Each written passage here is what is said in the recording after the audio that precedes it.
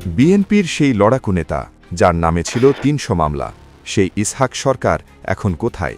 কেনই বা সামাজিক যোগাযোগ মাধ্যমের জনপ্রিয় মুখ নুরুজ্জামান কাফি হঠাৎ রাজনীতির মঞ্চে? আর রেলের অনিয়ম নিয়ে লড়াই করা সেই মহিউদ্দিন রনিই বা কেন নাম লেখালেন নতুন দলে? ২০২৬ সালের ২৪ এপ্রিল বাংলাদেশের রাজনীতিতে এক অভাবনীয় মোড়। ঢাকার কাকরাইলে আইডিইবি মিলনায়তনে যা ঘটল তা কি দেশের আগামী দিনের রাজনীতির নতুন কোনো সংকেত? একদিকে রাজপথে ১১ দলীয় ঐক্যের উত্তাপ, অন্যদিকে বড় বড় ভাইরাল পার্সোনালিটিদের নতুন জোয়ার। কি হতে যাচ্ছে বাংলাদেশের উত্তর বিপ্লবকালীন রাজনীতিতে? জানতে ভিডিওটি শেষ পর্যন্ত দেখুন। শুক্রবার বিকেলে রাজধানীর ডিপ্লোমা ইঞ্জিনিয়ার্স ইনস্টিটিউট মিলনায়তন ছিল কানায় কানায় পূর্ণ। উপলক্ষ জাতীয় নাগরিক পার্টি বা এনসিপির যোগদান অনুষ্ঠান। অনুষ্ঠানের প্রধান আকর্ষণ ছিলেন বিএনপির বহিষ্কৃত প্রভাবশালী নেতা ইসহাক সরকার। শুধু রাজনৈতিক নেতাই নন, এই মঞ্চে এক কাতারে দাঁড়িয়েছিলেন বিভিন্ন ক্ষেত্রের পরিচিত সব ভাইরাল মুখ। এনসিপির আহ্বায়ক এবং বর্তমান জাতীয় সংসদের বিরোধী দলীয় চিফ হুইপ নাহিদ ইসলাম নতুন সদস্যদের ফুল দিয়ে বরণ করে নেন।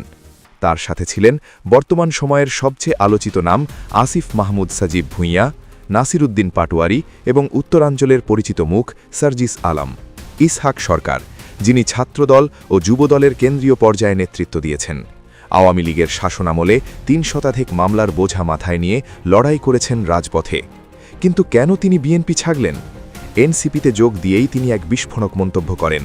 তিনি বলেন, জিয়াউর রহমান ও বেগম খালেদা জিয়ার যে আদর্শ নিয়ে রাজনীতি করেছি তা বর্তমান বিএনপিতে খুঁজে পাচ্ছি না, বরং এনসিপির মধ্যেই সেই আদর্শ বিদ্যমান। তার এই বক্তব্য রাজনৈতিক মহলে ব্যাপক আলোচনার জন্ম দিয়েছে। কিন্তু চমক এখানেই শেষ নয়। আমাদের স্ক্রিনে এখন যে মুখটিকে দেখছেন তিনি নুরুজ্জামান কাফি।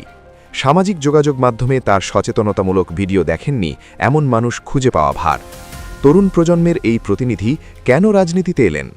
এনসিপি বলছে তারে কেবল প্রথাগত রাজনীতি নয়, বরং সৃজনশীল ও তরুণ প্রজন্মের মেধাকে কাজে লাগাতে চায়।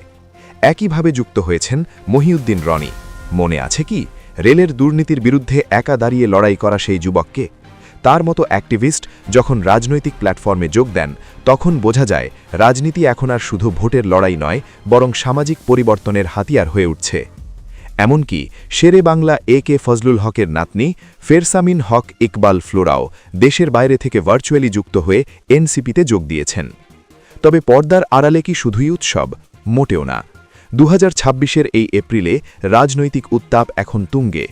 আপনারা জানেন ২০২৬ সালের ১২ ফেব্রুয়ারি একটি ঐতিহাসিক সাংবিধানিক গণভোট অনুষ্ঠিত হয়েছিল, যেখানে দেশের ৬৮.৬৯% মানুষ জুলাই জাতীয় সনদ বা জুলাই ন্যাশনাল চার্টার বাস্তবায়নের পক্ষে রায় দিয়েছিল। কিন্তু জামায়াতে ইসলামীর নেতৃত্বাধীন ১১ দলীয় ঐক্য, যার অন্যতম শরিক এই এনসিপি, তাদের অভিযোগ সরকার এই জনরায় বাস্তবায়নে গড়িমচি করছে। এই দাবিতেই তারা ১৮ এপ্রিল থেকে ২ মে পর্যন্ত ১৫ দিনের কর্মসূচি ঘোষণা করেছে, যার ২৫ এপ্রিল বিভাগীয় শহরে এবং ২ মে জেলা শহরগুলোতে গণমিছিল হওয়ার কথা। শফিকুর রহমান এবং নাহিদ ইসলাম স্পষ্ট হুঁশিয়ারি দিয়েছেন, জুলাই সনদের আইনি ভিত্তি নিশ্চিত করা ছাড়া তারা রাজপথ ছাড়বেন না।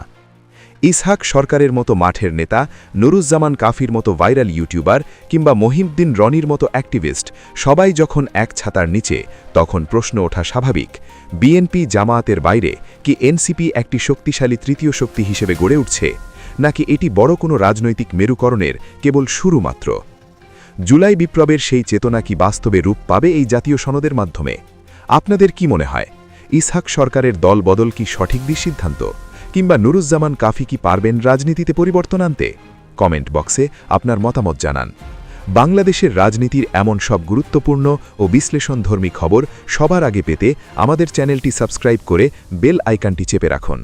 দেখা হবে পরবর্তী ভিডিওতে। ধন্যবাদ।